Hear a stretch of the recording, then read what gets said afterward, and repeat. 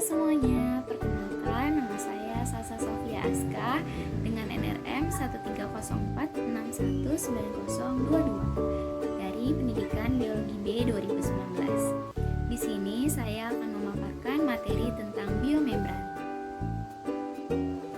Pertama-tama kita masuk ke dalam definisi dari biomembran. Biomembran terdiri dari dua kata, yaitu yang pertama bio dan yang kedua itu membran. Bio sendiri memiliki arti yaitu hidup dan membran memiliki arti selaput tipis. Biomembran merupakan selaput tipis yang terdapat dalam makhluk hidup yang bersifat semi-permeabel. Sekarang kita masuk ke dalam pembahasan yaitu komponen penyusun dari biomembran. Biomembran mempunyai susunan yang terdiri dari fosfolipid, protein, dan juga karbohidrat.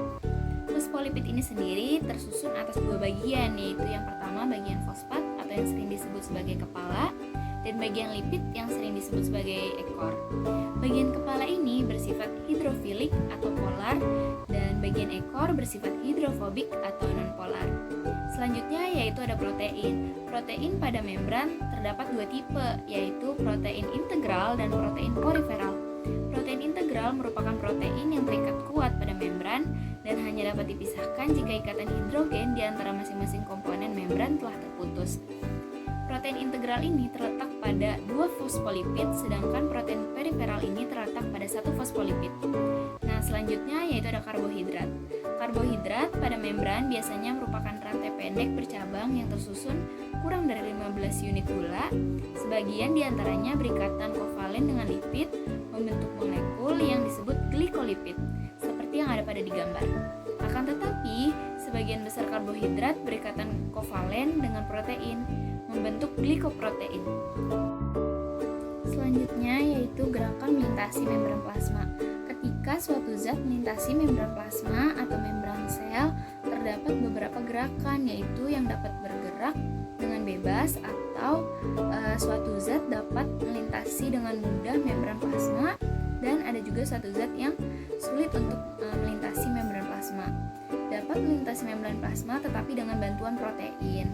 Nah, molekul yang dapat bergerak bebas yaitu adalah air, karbon dioksida, amonia, dan oksigen. Sedangkan zat-zat yang tidak dengan mudah dapat bergerak melewati membran sel yaitu dibantu oleh protein integral atau protein transport, yaitu glukosa dan ion. Pada gambar pertama dan kedua adalah gambar molekul yang dapat langsung melintasi membran sel.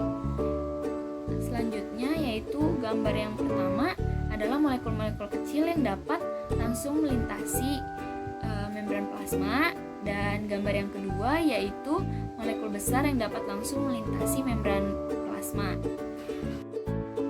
Sedangkan gambar yang ketiga dan keempat yaitu molekul yang tidak dapat langsung melewati membran sel, yaitu glukosa dan ion. Glukosa dan ion tidak dapat langsung melewati membran sel karena tidak larut dalam air.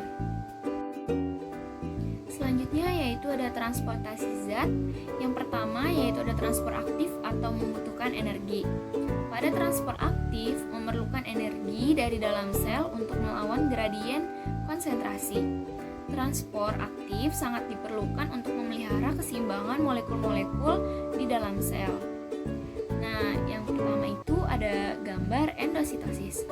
Endositosis merupakan proses pemasukan zat dari luar sel ke dalam sel. Partikel-partikel dari luar sel menempel pada membran, kemudian mendesak membran sehingga terjadilah lekukan yang semakin lama semakin dalam bentuknya, seperti kantung, dan akhirnya menjadi bulat lalu terlepas dari membran.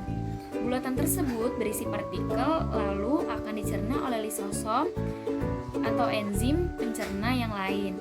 Endositosis memiliki dua macam bentuk, yaitu pinositosis dan fagositosis.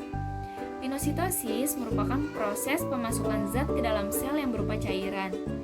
Hal ini sesuai dengan arti pino sendiri, yaitu minum, sedangkan fagositosis yaitu makan.